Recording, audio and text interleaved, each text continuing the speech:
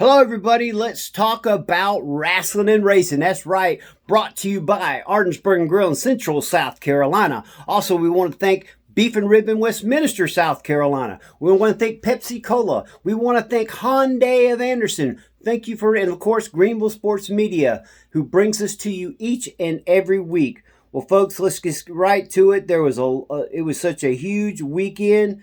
Of course, we're going to go into NASCAR first. And the first thing that we want to talk about in NASCAR, hold one second, let me get a tab back into the thing. I'm doing this all on my own here today, so I kind of jumped from one to the other. We have our back-to-back winner this week. Of course, Shane Van Gisbergen, who won last week in Chicago, won at Sonoma this week. And he was followed up by Chase Briscoe, Elliott, McDowell, and Bell rounded out your top five. And then your 6 through 10 was Reddick, Gibbs, Byron, Logano, and Kyle Busch. The race, of course, was held out in California. And this was the back-to-back road races. And, of course, now he's got 2 road wins and also back-to-back. And doing that, he has got his way into, as Brandon says, the playoffs. So we'll see how it goes with someone who is not really up in the top amount of points, but is working his way into it. So as long as he gets up there, I'm fine with it. But he's going to have to show better on these bigger tracks other than just road courses. So we'll jump from there straight to WWE Saturday night. Now, this event was all about Goldberg versus Gunther. And it was a good match per se for Goldberg, who's out of his prime. We all knew it. He was retiring. And Gunther was able to get Goldberg to quit, and he had him basically tap out. He went to sleep. So Gunther holds on to the world title. Goldberg retires. Has a little ceremony there. He had DDP in his corner. Ernest the Cat Williams was there. Doug Dillinger. There were several notables that were there, and Goldberg retires in Atlanta like he wanted. One of the other matches was Solo Sikoa versus Jimmy Uso. Sikoa was able to hold on to his United States heavyweight title, and that match was fairly good, but we all knew what was going to happen. Now, here's where the WWE really, really is hurting. The match between Seth Rollins and L.A. Knight. Yeah, that's right. L.A. Knight versus Seth Rollins. This match had a lot of ramifications of what's going to be happening at SummerSlam. Now it's basically put a giant hole in what WWE had planned. Seth Rollins, while trying to do back-to-back moves, ends up hitting his knee and landing wrong, and is pinned by L.A. Knight quickly in order for him to get to the back and get medical attention. Right now, we don't know the exact results. All we heard from Triple H is that it did not look good. So that tells you there that Seth's probably going to be out for quite a bit of time. We hope Seth Rollins gets to feeling better. I like Seth Rollins. I think he's a good wrestler. And regardless of what Brandon thinks, I think Seth can lead this company, but with these injuries that he's been having, this is definitely not good, and we wish him the best. Hope he gets the healing. Now, what does this do with Paul Heyman with his 2 guys? We got Braun Breaker, and you got the Human Tsunami. So, it's going to be really interesting to see Raw tonight and see what happens there. But like we said, LA Knight wins. What I understand, there's going to be a 6-man match tonight to decide on who's going to be that replacement at SummerSlam. So we'll see who all is going to be involved. We know LA Knight's involved, and we also know that Jimmy Uso is involved. So there's going to be, Jay Uso. Several wrestlers are going to be involved in this. I think it's a 6-man elimination match. So we'll see what's happening on Raw tonight. Another thing that happened was Randy Orton and Jelly Roll took on Drew McIntyre, and Randy Orton does get the win. And hold one second. We got Brandon now. So Brandon's joining me now. Hey, Ref Brandon, welcome to the show. Hey, thank you, Jay. How you doing? Pretty good. I was just going over WWE Saturday night main event. I've already went through NASCAR, and I was talking a little bit about Randy Orton and Jelly Roll taking on Drew McIntyre, and they ended up signing a match for SummerSlam where it's going to be Drew McIntyre and oh man, I just went nuts. I just lost Logan Paul taking on Jelly Roll and Randy Orton. What's your thoughts on this?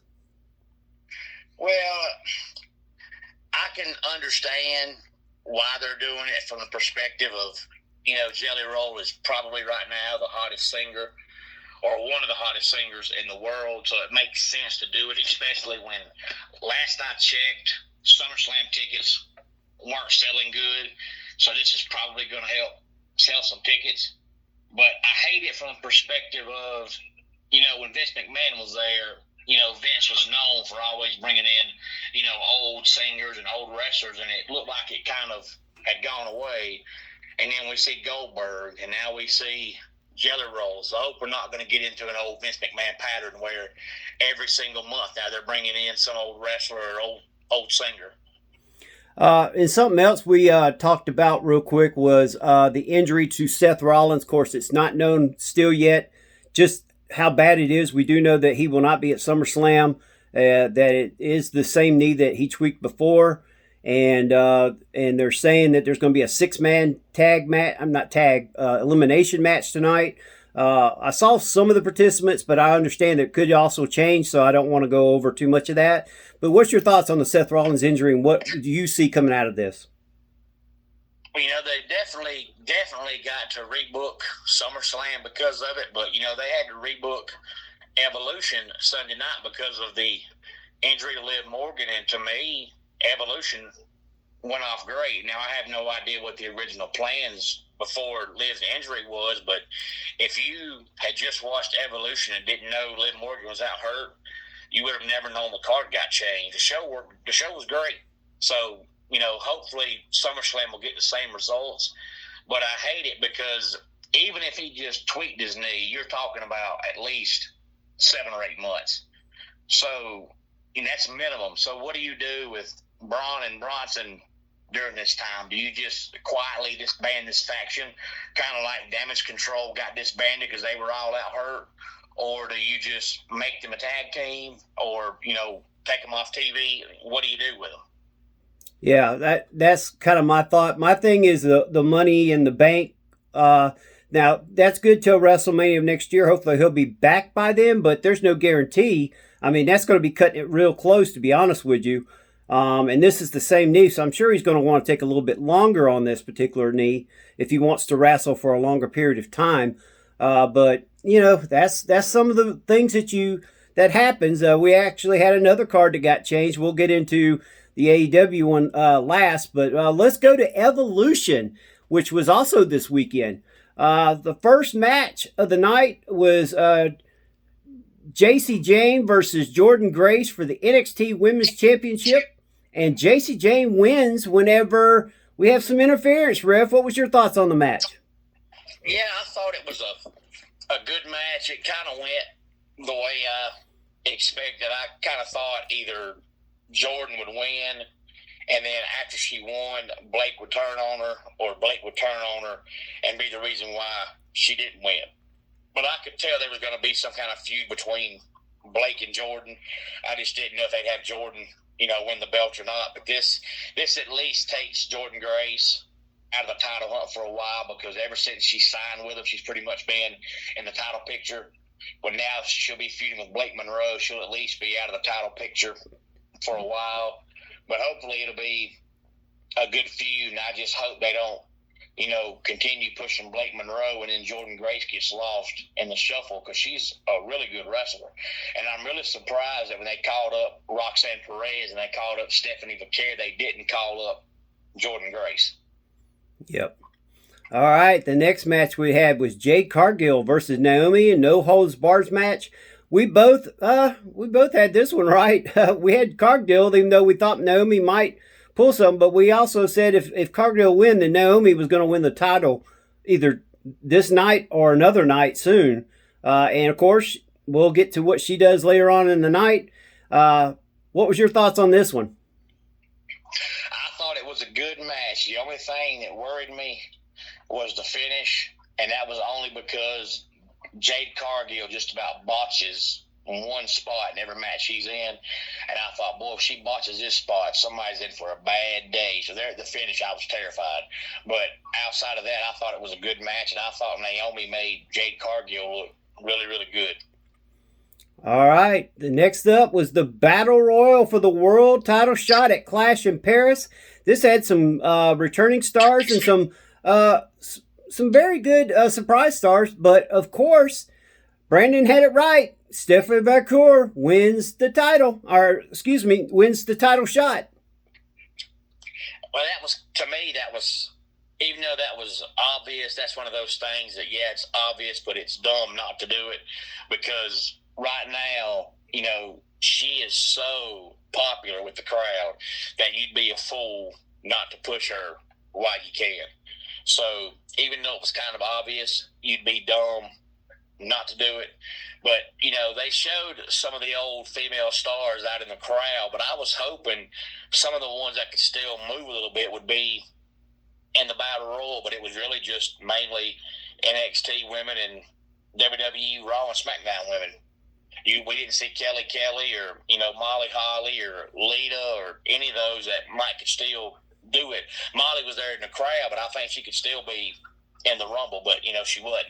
Yeah, she's actually a wrestling teacher, so I know she can still put it on. Yeah. I loved Molly Holly. I thought she was one of the best ones. All right, we then have Becky Lynch versus Bayley versus Lyra Valkyria, and Becky Lynch holds on to her title. Ref, what was your thoughts? Yeah, I'm glad they kicked off the night with that match because the match was excellent. The only part of the match I didn't like was the finish, and it's not just particularly that match. You see it all the time now on WWE and AEW where these matches go 25 minutes and the finish is a roll-up or a schoolboy. Or a small package. I don't understand that. Everybody has finishers. Why don't we just change the name of finishers to a false finisher or a kick out? Because nobody's finisher is a finisher anymore. You go through all this match, you do 145 spots, and your finish is a roll-up. Why is that? And you see it all the time. Do wrestlers no longer want to take finishers? Because there's been times I've watched, whether it's Raw or SmackDown or Dynamite, and they'll have 6 matches and 4 matches in with roll-ups. And I just don't understand why that happens now. And you see it all the time. Well, it happened back in the day, but of course wrestling's changed a lot, so who knows, Ref? I mean, WWE has got some issues going on right now with their way they're doing some things, so we'll see how it keeps on going. Then we go into the World Tag Team titles, and that's Rodriguez and Perez defending against Flair Bliss, Ruka and Zarya, and the Kabuki Warriors. And I was wrong. I thought it was going to be Flair and Bliss. I really thought it was going to be. And looks like Perez and Rodriguez hold on to the titles.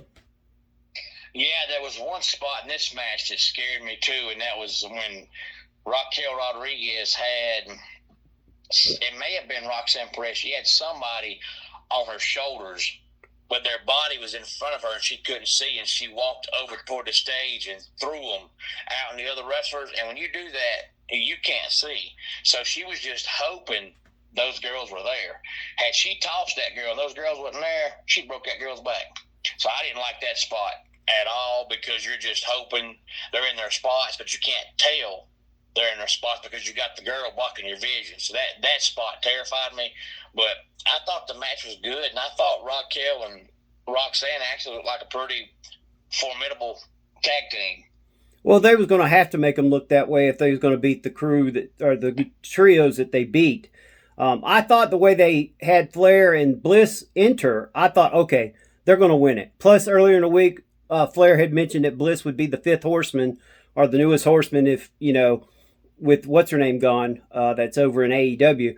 But I was wrong. Perez and Rodriguez hold on to the titles, and I think based on the match they let them have, I think that was a smart move, like you said. Tiffany Stratton versus Trish Stratus. This match was actually pretty good. Trish Stratus still has the moves, Brandon.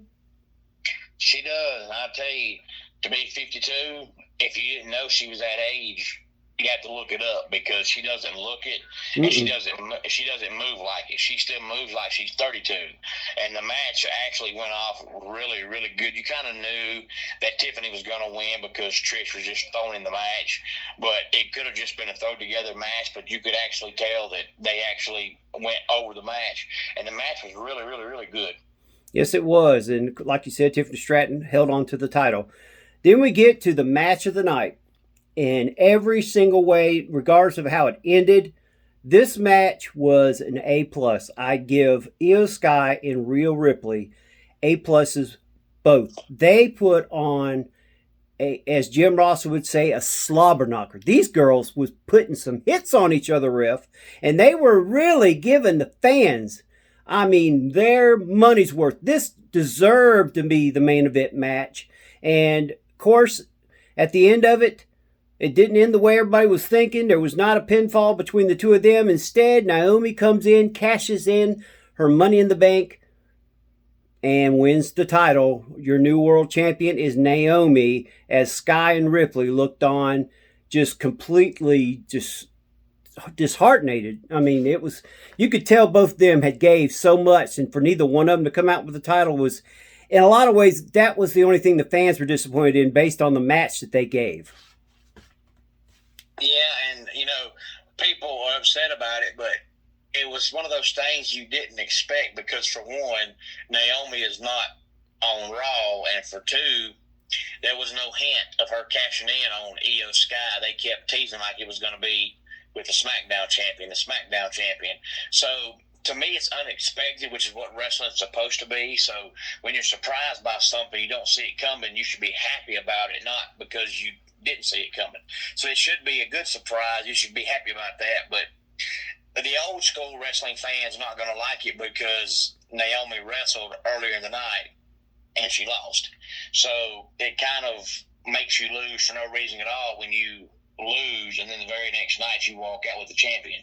It kind of defeats the whole purpose of you getting beat, but it's one of those things where it didn't bother me because I didn't see it coming, and this may not have been the plan from the get-go. This may have been one of the things that changed due to Liv Morgan's injury, and if so, then you really can't fault anybody because when people get injured, you have to rewrite things. So, we'll never know what the original plan was.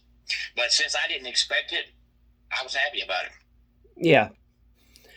All right, Ref, let's go to the pay-per-view that I personally, I tell you what, this pay-per-view was freaking real. The things that these guys did in the ring, Ref, it was AEW All In Texas. It was from start to finish. I thought it was good. I mean, other than, of course, the Libertial matches that they had to start the whole show off, I really wasn't, excited about all that. The 0 hour, we'll go through it. Of course, it was announced the day before that Adam Cole Bebe would not be wrestling. He has a severe sickness. They will not go into what it is. But he was going to have to give up his TNT championship. They kept Kyle Fletcher in the match, but they added two guys that, when I first heard it, Ref, I was just like, okay, this doesn't make any sense. They added Dustin Rhodes and Sammy Guevara. And I was like, okay, now I know Guevara was a former champion. Kyle Fletcher had a right to be there. And Dustin had a chance to win it several times, but never did. Yeah, I'm hoping that, they'll let Dustin keep it for a while, not just keep it for a week or two since he's so old and been around for so long. But I have a feeling that more than likely Adam is probably battling concussion issues again. He's had those ever since his WWE days. So his in-ring career, even though he's very, very, very young still, his in-ring career is probably about to come to an end. He just can't get past his concussion issues, and that's probably why they just said he was done, because if he does come back, we don't know how long it'll be. But we know how wrestlers are. Wrestlers never really retire. If you're 90, you can still wrestle. You're going to wrestle again. But it's probably more than likely concussion issues, and that's just something you can't fix. All right, well, we kind of gave away who won the title, but we're going to go straight on into the first match of the night. Was the AEW World Trios Championship match. The Ops, Samoa Joe, Powerhouse Hobbs, and Shibata versus the Death Riders, Claudio Castagnoli, Wheeler Yuta, and Gabe Kidd, who joined the Death Riders right before the pay-per-view. This particular match ended up with, of course, the Ops getting the win. What was your thoughts on this one, Ref? Yeah, this is one of the matches that we didn't get to cover last week because we didn't know anything about it. And it's odd because typically, AEW will tell you all the matches and they'll tell you which ones are going to be on the pre-show. This time they only announced 8 matches, and that was it. But you knew with a 2-hour pre-show there was going to be some matches on there. We just didn't know what they were going to be. But I thought the match was good. And then we had the men's casino gauntlet match, which was early. I thought they was going to do the women's before this, but they ended up doing it. And MJF, of course, we both had this one right, steals the win. Yeah, the only other way I could have seen it maybe going was if they ever decide to push Wardlow, this is a spot where it'd be a good thing to push him because, he's been there forever. And, they bring him in, he's there for a while, and he's gone again. But if you're ever going to push a guy, that's a good time to push the guy. He wins the Battle Royal. Next thing you know, he can be world champion. But since they didn't really announce beforehand who all was going to be in it, we really didn't know. Yeah. But I could have seen Wardlow winning it, and that was about the only other person I could have seen winning it. Well, we also had the return of Juice Robinson. So there was several stars that made returns this night, and so anyway, then we go to Adam Cole's message. He got in the ring, told fans that he would be gone for a while. And then we go straight into the TNT Championship 4-way match. Dustin Rhodes versus Daniel Garcia, who I failed to mention a minute ago. Apologize for that. Kyle Fletcher and Sammy Guevara. Dustin Rhodes gets the win. And I tell you what, based on the media scrum, it seemed like this was going to happen eventually. It's just they had to move it up a lot sooner. And folks, just so you know, Dustin is also the ROH tag champions and also the ROH 6-man tag champions. He's got 3 belts on him right now. I see 2 of those belts coming off eventually. I don't think it'll be the TNT, but I think those 6-man and those tag titles are going to be coming off, and I think it might be because Guevara turns on him and goes after the TNT title. What's your thoughts?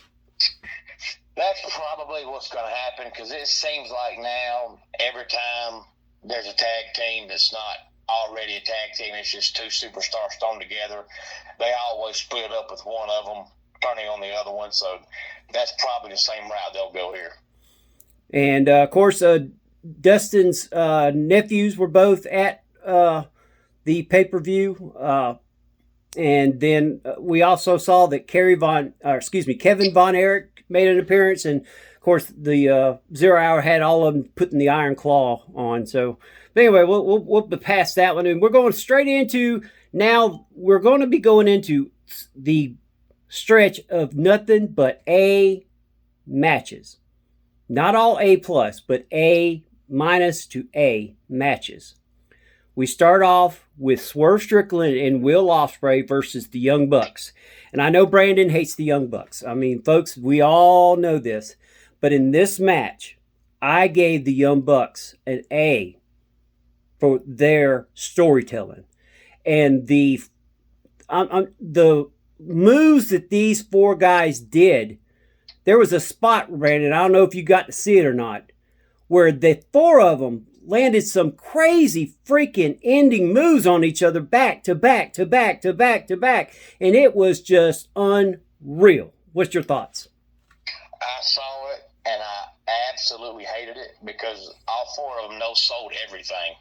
So they just demolished the whole match by no-selling 10 straight moves, which Will Ospreay has never sold a move in his whole entire career. But you'd think as long as the Young Bucks have been around, they would have sold something, and all four guys just no-sold that whole 3-minute sequence. But the moves were absolutely beautiful. There's no denying that. But the whole point of wrestling is to sell stuff, and they no-sold the entire sequence, all four men. But outside of that sequence, the rest of the match was incredible. I agree. And, of course, the new EVPs are Swerve Strickland and Will Ospreay, which they said they didn't want to be the EVPs. They was going to give it up on Dynamite, but I don't know if it's going to be Tony Khan or they're going to give it to someone else. We will see real soon. It could be Adam Cole that ends up being the new EVP. We'll see how that goes because, from what I understand, he's had every taping. He just hasn't been wrestling any. All right, then we go to the women's casino gauntlet match. And this one, they got it right, Ref. And I'm talking about Athena wins the women's gauntlet match, and she will face the winner of the match later in the night between Toni Storm and Mercedes Moné. Ref, what was your thoughts? I mean, we had some great surprise wrestlers in this match, but this match, Athena definitely deserved it. Yeah, I agree. I just hope they do something with her, not give her a title shot. She loses and she's right back to Ring of Honor. Because if you're in Ring of Honor, basically you're nobody because it ain't got its own show. It don't come on TV or nothing like that. But I was hoping that we'd see Chris Statlander win it, but I have no problem with Athena winning it. She deserved it too. Yeah, I wanted Statlander, but I like Athena, and I agree with you. She's been the longest reigning champion in AEW. I mean, I know ROH is, quote, different brand, but it's still AEW. She is the longest reigning, and I love the media scrum where one of the guys asked her what was her thoughts based on the streak that she has versus the guy the guy said the guy that's retired in Atlanta, and she was like, "Who's that? I don't keep up with bull crap like that." She's like, "This is my time and this is my era, and that's all I'm worried about. I'm not worried about anybody and anywhere else." So I thought that was kind of neat. She basically said, you know, let's keep it about me and not about what's going on somewhere else. Yeah, I did too. I agree with you.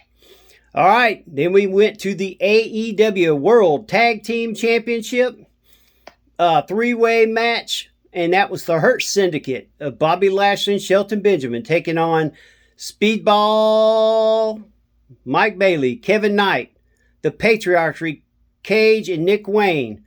And, of course, your retaining World Tag Team Champions is none other than Bobby Lashley and Shelton Benjamin. And what was even crazier was what happened after the match. Christian and Nick was in the ring, and the Midnight, I call them the Midnight Express, Point B, not FTR, came out, got in the ring, and right as Christian was trying to grab Nick Wayne to leave, Nick Wayne grabs him and puts the unprettier on him. They get ready to do the concerto, and out comes Adam Copeland. That's right, folks. Get ready. The return of Christian and Edge, but except for it's not Edge, it's Adam. But what was even funnier was Adam went up to Christian with a microphone after he helped him up and said, "Christian, go find yourself," instead of the F yourself. I thought that was a neat way to change it up. You know, this is one of the matches you and I went over last week, and I had said that I thought the Hurt Syndicate would keep the belts, and you and I both thought that Adam Copeland was coming back, but you thought it'd be before the match, and I said after the match. I didn't quite know exactly how it would happen, but I just saw it happening because they're both in their 50s now, and I've read two interviews that Edge has done the past 2 months where he's pretty much said, I ain't got much time left. So it pretty much tells you he knows he's about done. And I just see them getting back together somehow before they retire. I think they'll get back together, probably win the tag team titles, lose them. One of them will turn on the other one. They'll work a short feud together, and then they'll both retire. Yep. I agree with you. I thought the Edge would come back because I thought somehow they was going to take out Nick Wayne, but instead it was Wayne that tried to take out Christian, and that's when Edge made his return. All right, now we go to the match that was also phenomenal. I think we had two great main event women's matches, both WWE at Evolution between Io Sky and Rhea Ripley, and then this one, Toni Storm versus Mercedes Moné. And we've both been very critical of Mercedes Moné, very critical of her. But this match with Toni Storm, these two ladies had to have been working together for about a month somewhere where no one could see them, because they did a great job in this match, Brandon. And Toni Storm ekes out the win with a off the middle turnbuckle pile driver. Yeah, I was very critical of Mercedes when she first signed, because when she first signed, her first 7 or 8 matches, she basically botched at least 5 moves in every match. And then her promos she was doing, it wasn't like she was putting herself over. She was like a t-shirt seller. They just seemed robotic and just seemed pointless. But the past 3 months, 4 months, her matches have gotten better and her promos have gotten better. So I got to give her props. She's turning it around. Well, there's still a long way to go with her because she's lost a lot of fans because of the way she started. So she's gaining them back a little bit at a time. I went online and was looking at a lot of people that had turned against her are now saying, hey, maybe she's getting back into it. Maybe she's taking it seriously now. So we'll see. All right, now we're down to the final 2 matches of the night. This match was an A+.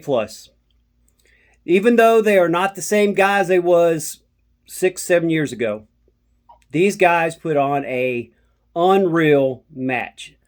This was for the AEW Unified Championship for the Continental Champion Kazuchika Okada versus Kenny Omega, and Okada gets the win. Now, this is what I was told in Media Scrum, that the only reason why Okada was allowed to keep the title, because usually with the international title, it's the rules are that you can't interfere.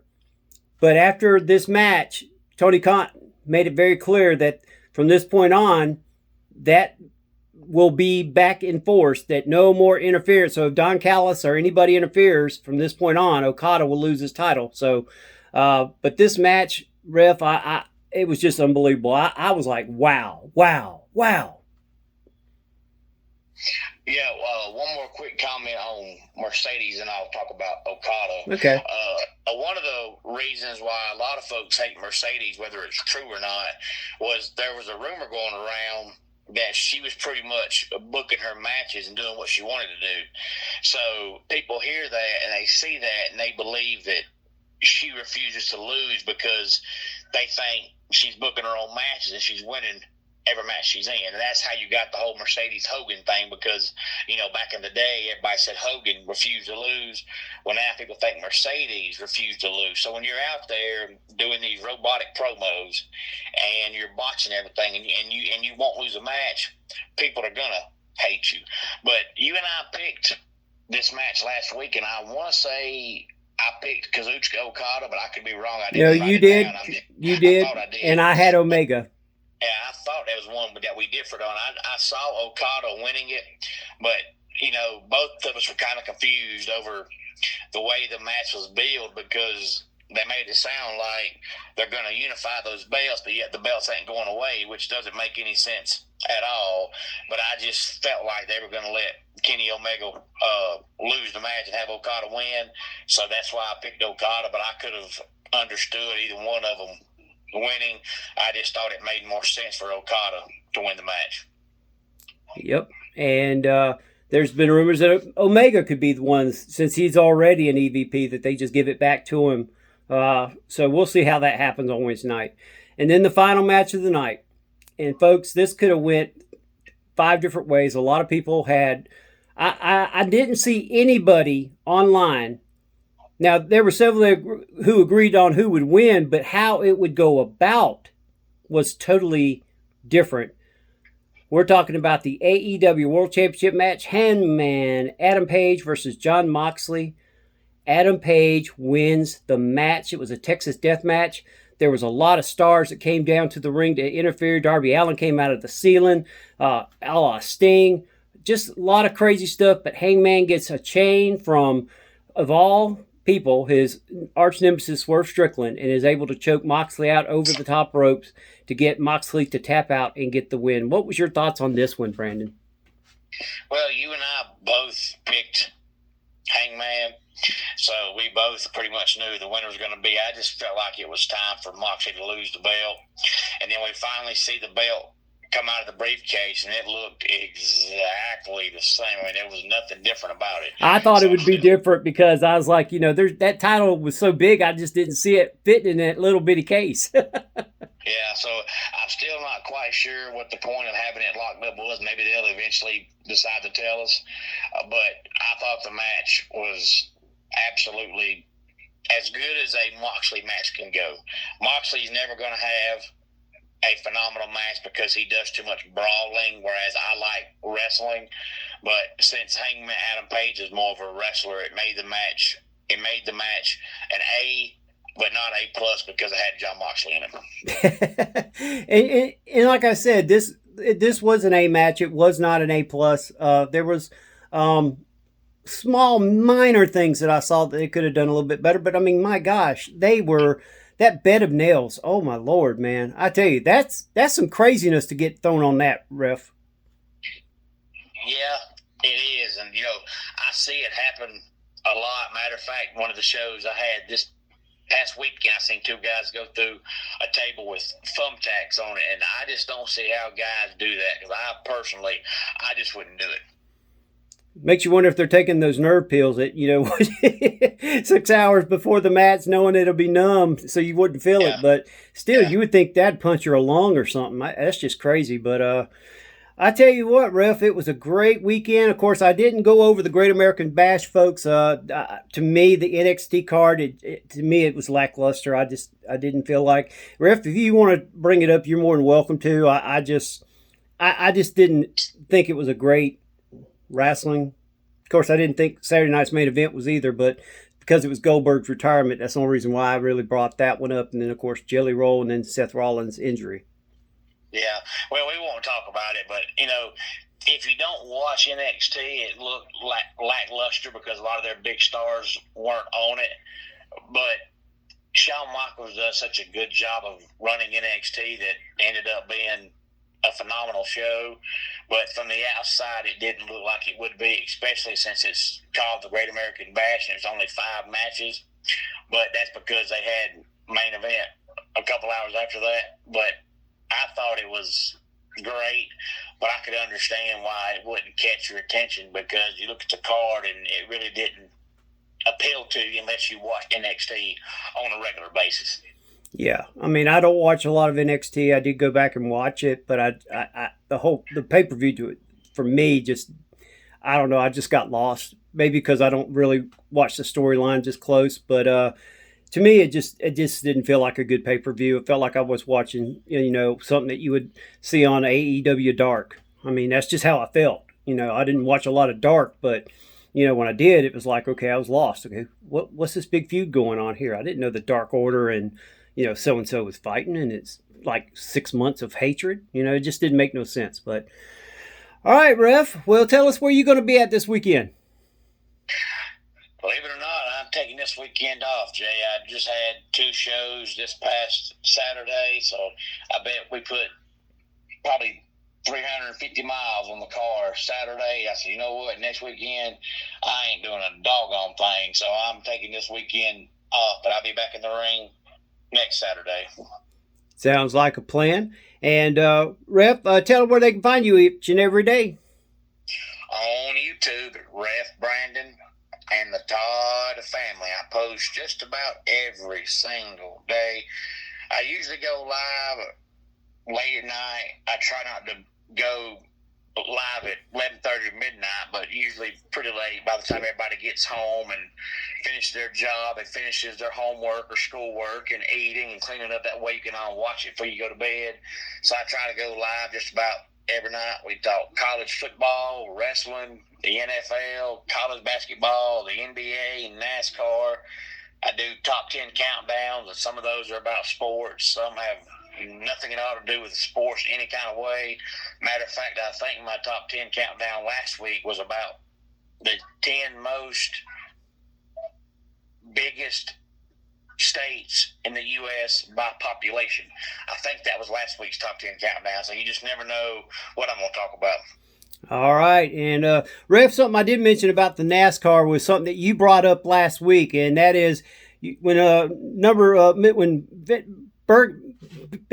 Shane Van won the race. You said, well, you know, he's way down in the points. He would have to run another one for me to actually think he's legitimately worthy of being in it. And guess what? Back-to-back champs.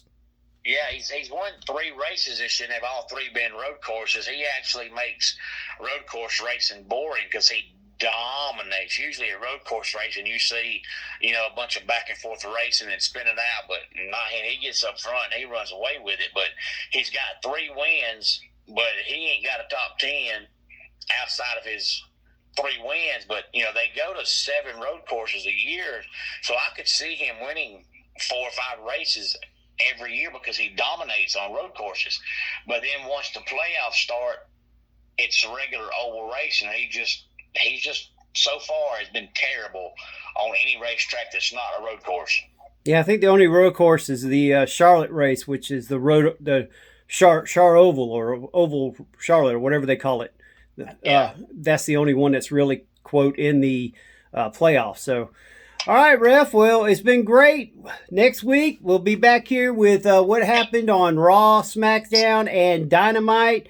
We'll start doing a little bit of Collision, but Collision right now, even though both are getting better in ratings, still isn't the show that I see on Dynamite. So we're just going to keep it to those 3, and then we'll go from there. We'll try to get a little TNA in because I think they got a pay-per-view coming up here. So we're going to go from there. But, of course, make sure you go to Ardensburg Grill in Central South Carolina. See Donnie and Paul. They'll take care of you. Go down and see Angie at Beef and Rib in Westminster, South Carolina. Thanks, everybody at Pepsi Cola, Hyundai of Anderson. This is Jay. That's Brandon. And this has been Rasslin' and Racin'. Thanks for listening.